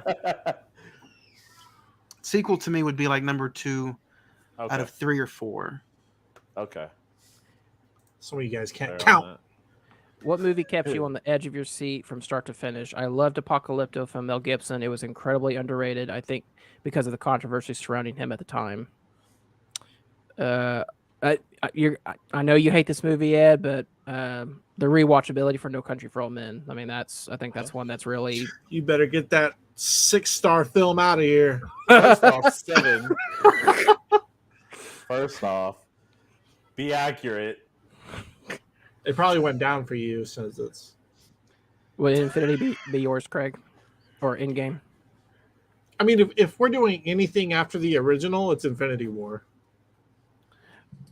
Is that also mean- a film that kept you on the edge of your seat, I was Oh, about to say, edge of my seat. From Mel Gibson. or just any Apocalypto. film that kept you on the edge of your seat? Yeah, Infinity War kept me on in the theater, dude. In the Oh, yeah. theater, that was the Dude. best initial watch that I've ever had. Honestly, if we're talking just Mel Gibson, I still need you guys to go check it out. But Ransom, like literally from the moment the kid gets abducted until I'm not going to spoil the movie if you haven't seen it, but until the end, like Ransom kept, and it's continues still kind of keeps me on the edge of my seat. So I would say Ransom if I'm going to go with Mel Gibson. Dunkirk was one that was a very on edge of your seat in the theater experience for me. Look it up. Lola J. Ransom to me is top tier Mel Gibson, especially when him and Rene Russo, who plays the wife, they get into an argument. Yeah. It is currently not streaming on anything. Lola J, we are enjoying your Lola J. We're enjoying your conversations. What is your favorite war movie? I really enjoyed Apocalypse Now, the original with Martin Sheen. Technically, that might not have been a war movie, though. Yeah, I mean it's considered a war movie. Technically, it's a Vietnam War film, basically. Oh, Apocalypse. Yeah, Apocalypse Now. Yeah. Yeah. Let me guess what yours is, Johnny. Saving Private Ryan. That's like a go-to. You have to. I think Platoon, Saving Private Ryan, Hacksaw it's- Ridge. It's top tier. Saving Private Ryan probably does not get any better. But going back to the movie, what do you guys think about the ending? Do you think it's, I don't know, do you think it's just a cop out that, you think it's all over and then the final scene of the movie is basically the little light coming on in the house? It's like, oh, he's not dead. Wait for part 4 next year. I didn't like the Freddy death. I felt like the bones, digging up the bones, destroying all that, the holy water. I feel like that's a good kill for him to be completely gone. Like that's something you do in the final movie. Maybe they did have it planned to be the final movie. I don't know, but I didn't like the ending. I liked Nancy dying, and I liked the little house light coming on at the end of the movie, but I just didn't like Freddy's death. I would have found a different way to try to destroy him. Doesn't he? He dies differently in every single film, doesn't he? Of course. I mean, so it's just like, at the end of the movie, it's not over. Wait another 6 months, there'll be another one. So I mean, it's just that's the nitpick about these films. It's just like when the credits hits, it's like, okay, HBO Max comes up and says, "You ready for part 4?" I'm just like, no. Hey man, look. The thing is these. Are they all on HBO Max, Zach? 4, 5, and 6. I think so. I know 1, 2, and 3 are, and New Nightmare is, I believe. Let me look real quick. I'm pretty sure they are though. Go ahead. Did was that it kept us coming back. You've got Michael, you've got Freddy, you've got Jason, you've got Scream, Chucky. They keep us coming back. And I mean, that's the speaking thing, of, Johnny, you gonna watch season 2 of Chucky? I think it starts this week, or starts tomorrow. Or it already started, I think. If it's on Peacock, I'll check it out. Okay, that's stupid. They have the original. They have 3. They have original 2, 3, 5, and the remake. That's weird. Hey, Yeah, if Child's Play season 2 is on Peacock, I'll check it out, or if it's on like Hulu next day. But if not, I'll just get Buy the season Blu-ray. 2. Yeah, when it comes out. Season 1 was honestly really really good. I think season 1 is on Peacock, so if you guys want to check out Child's Play season 1, and I like how they just tie everything into the movies. Lola J says The Bride of Chucky is the worst out of all the Chucky films. Block. No, I'm just teasing you. I would have to go with Seed of Chucky is the worst to me. I don't like the little doll that's ended up being the child. You don't like Billy? I don't like the Billy. No, I don't like the Seed of Chucky. Method Man, Red Man being in there. Ed, I know those are like your idols, but I just don't like those at all. I mean, they were in there just for kind of S&Gs, but I think Bride of Chucky actually was the first one I got to watch out of the Good Guy or Chucky franchise. Yeah, and I Jennifer backtracked and gone, forward. Yeah. What do you guys think of just Freddy Krueger in general? Like, like I said, it's been me and Ed talked about the original one in 2018. Other than that, we've never touched a Freddy movie since then. What do you guys just think? This is the movie where he starts becoming a little bit more goofy and a little bit more comedy-like, a little comedical. You guys enjoy Dark Freddy from 1 and 2 if you've seen it, or do you like him being a little bit more comedical starting with this one? Man, for me, it's a mix. Because, I mean, I like the comedy sides and kind of the creativity for that matter. Nope, that's cop out. I didn't ask that. I didn't say you can have mix. I'm going to do it. No, I'm just kidding. Go ahead. Honestly, I think it's kind of depending on. I guess it depends on which films you start out with. It's kind of like the who's your favorite James Bond, that argument. But I mean, like if you grew up, Never heard of her. If your original film was the original, then you probably like the dark, sadistic Freddy. But if you watch 3 or on, whichever ones you watch, you probably like the punny, funny, cheesy Freddy. And so I think they can mix well in together. But I prefer the dark, sadistic Freddy just because that's originally what he was supposed to be, I think. No, yeah. And I mean, honestly, I don't... Craig, what about you? I don't know. It's kind of... I think they could honestly go deeper into the two and mix them, and it would be better for both.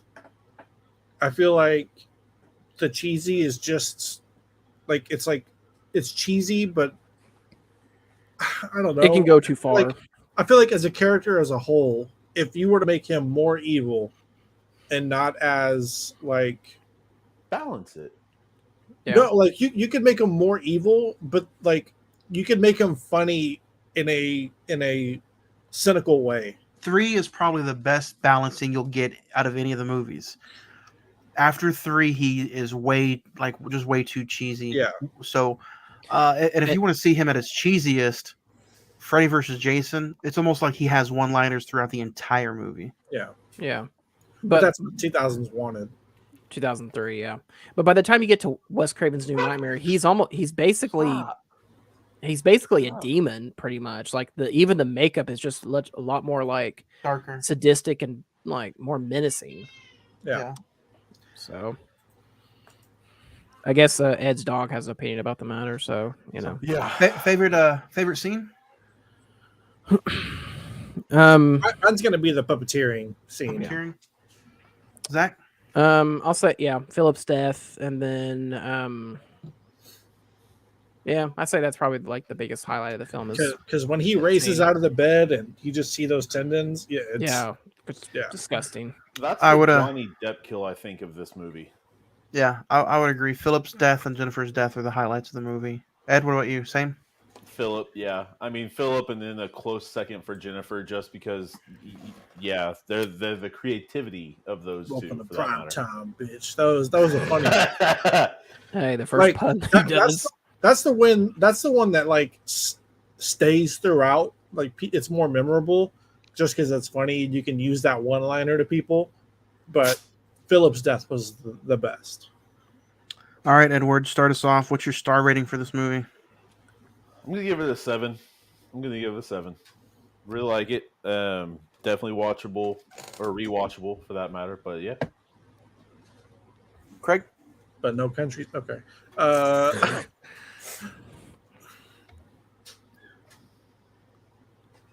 In its own way, man. Hey man, at least this got 7 this week. You know. Yeah, I'm gonna go. I'm gonna go 8. I enjoy it. I enjoyed the watch, and I was gonna do like a 7 beforehand, but talking about it and kind of just the way everything was built for the cast, death wise, I think it makes it stand out above the others, except for one. Yeah. I just think I hold one in high regards. But as for everything else, I think it takes it a step above by making everything personal for the kills, and I really like that. This one for me is gonna get a 7. How Ed made his 7 seem glorious and perfect. My 7 is gonna be like almost like an it's fine 7. Like honestly, I don't mind it. I think it is probably the better one besides 1 and maybe 7. 7's really favorite for mine, and I think 6 is underrated. But I'm gonna give part 3 a 7, just because it does drag for me a little bit after Jennifer's death. And then I do think, I do think it could probably be cut down maybe 6 or 10 minutes. But when he starts showing his comedical side, that's where I kind of start losing just a little bit of interest. This is a good movie, but I don't think it's as good as a lot of people say that it is. Yeah. At least I didn't feel that on this time around. If the kills weren't personalized for the people and kind of using their mental illness or addictions against them, I don't think this movie would be as high for me. It'd probably be like a 6, but the fact that they were able to incorporate Some thought behind it. The thought behind the kills, it raises it up for me a little bit. Zach? You know what? I'm gonna let you guess what my star rating is because it's my first time watch, and I'm not. You know how I am about sequels of horror movies. I'm gonna say a 6. It's a 10, 6? dude. Yeah. What do you think, Ed? 5? Yeah, Cinco. I said Greg? 5. I'm gonna give it a 7. Nice. Hey. I thought it was, like I said, it's a lot better than I thought it was gonna be, especially since like going into it, you hear about the hype of like this is the best one since the original and all this and that, and I thought the pacing of it went by really quick, and truthfully, I thought it was a good watch. So Good first time watch for Zach. Lola J gives Nightmare Part 3 a 7. I think she was saying 7 to Zach, saying it was yeah, just like Lola. What would you give it? Yeah, would it be a 7 or? We'll wait for her response. Ed's in a haunted house here.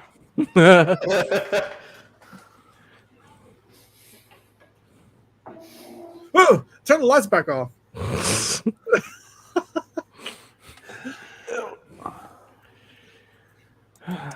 While we wait on any kind of response, though, next week, next Monday, October 17th, we're talking Halloween Ends. You can see it in theaters this Friday or go check it out on Peacock. October 17th, Halloween Ends. The week after that, October 24th, The Bone Collector, a thriller from Denzel. And then we finished the month of October with Halloween 4, The Return of Michael Myers. Every year we've talked at least one of the original sequels from that franchise. So this year continues. Halloween 4, The Return of Michael Myers is Wait a going to second. be The Bone Collector with Denzel? Yeah. I thought we were doing the one with Shia LaBeouf. What's that one? Oh, is he in a movie called The Bone Collector? No, that's the tax collector. Two very different films. Yeah. No, that's probably a horror movie too. No, it's a spoiler. It's one's better than the other one. So yeah, but that's what's going to finish off the rest of the year, and then November's episode. Shia LaBeouf. November's first episode, November the 7th. When does Black Panther 2 come out? Is it November the 4th? November 11th. 11th. 11th? 11th. Yeah. Okay. I got my tickets already. So November 7th is going to be we're starting off with Gesundheit, Craig. We're starting off with the Magnificent Seven Nice. on Monday, November the 7th. See what I did I there? like it. Oh. Yeah.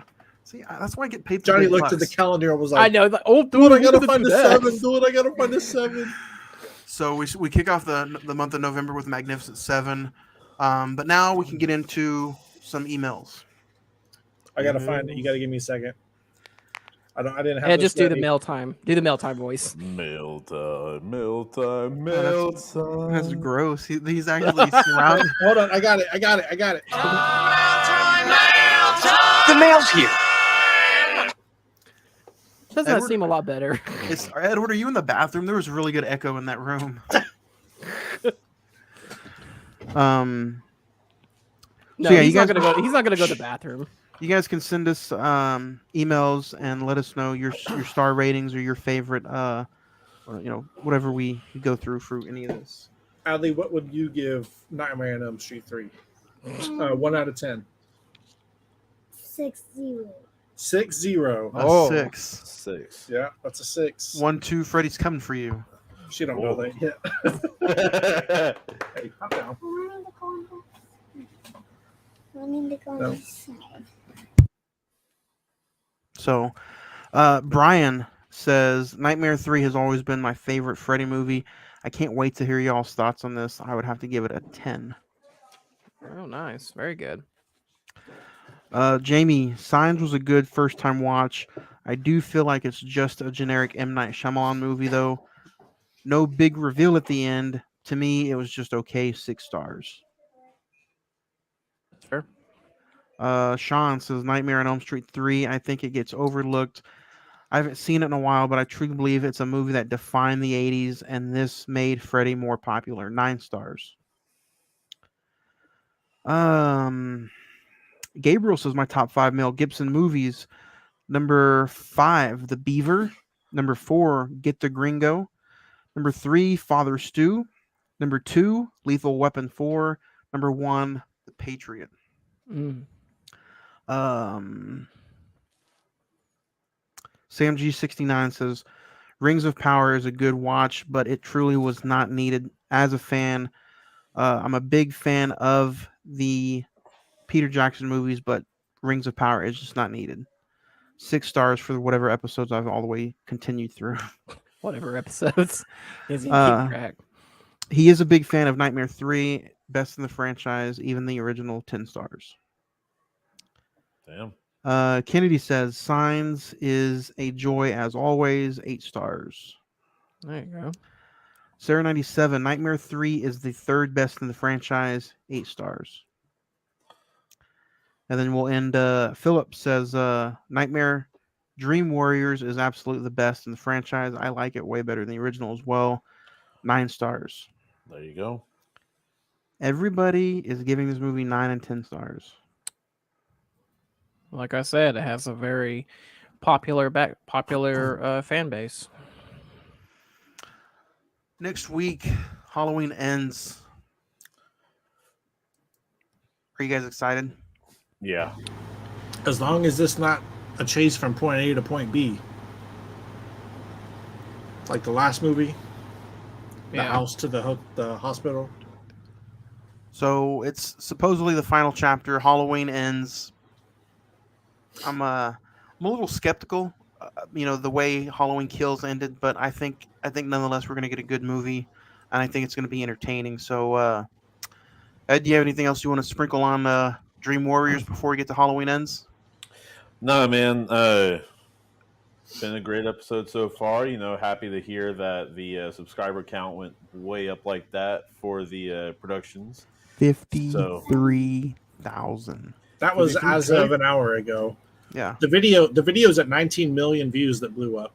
Oh wow. Damn. And okay, so I just want to point out that you sent us that one with what was it? 42,000. Can't play it right now. No, the one before that, 11.2. Oh yeah, a few weeks ago. Yeah. 4 days. Oh yeah, you're right. Not even 4 days. So far, 3 days actually. It's went from October 7th to October 10th, over what, a 41,000 gain, just so that's amazing right there. We're gonna share the play button with them. I know, right? Daddy, But yeah, no, man. Next. Simple as that. Ready for Halloween Ends. Ready to go get that one. Are you gonna go? Are you gonna go to the theater to watch it, or watch it on Peacock?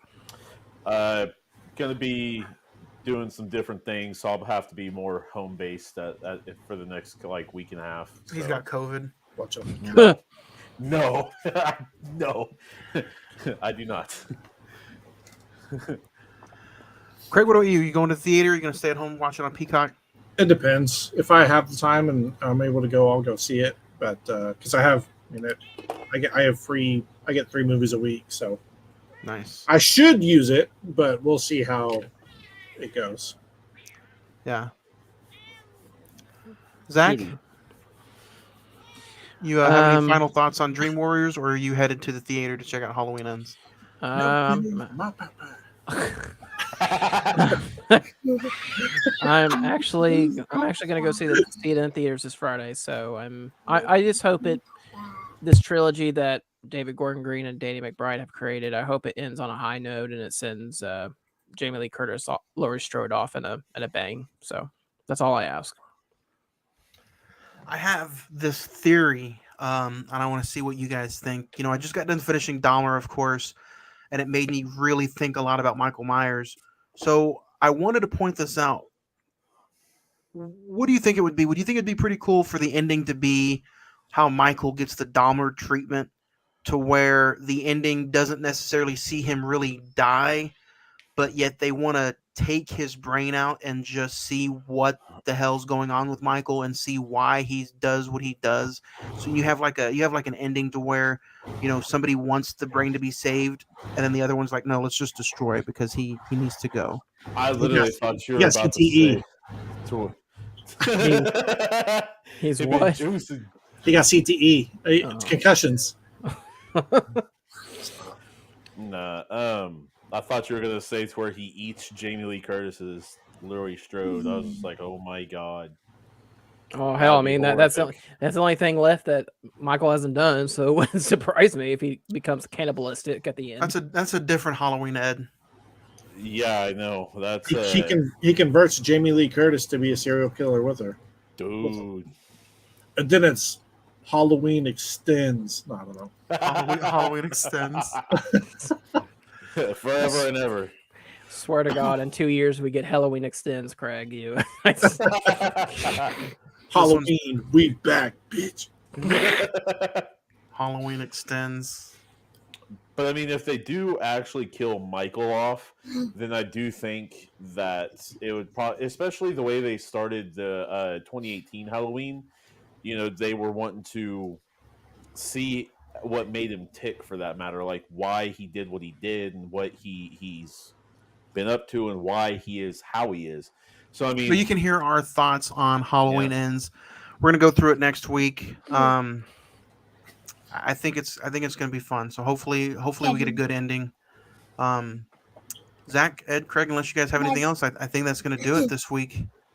No, I'm good. It was a fun episode. I got my tiny cookie. So, all right, guys. Same time next week. Halloween Ends October 17th, right here. Let us know your top 5 Freddy kills, and we'll read them next week. So we'll be here for the new episode. Halloween Ends. Lola J, three boat guy, everyone that commented on today's episode, you guys were astounding. Keep it up, and hope to see you next week.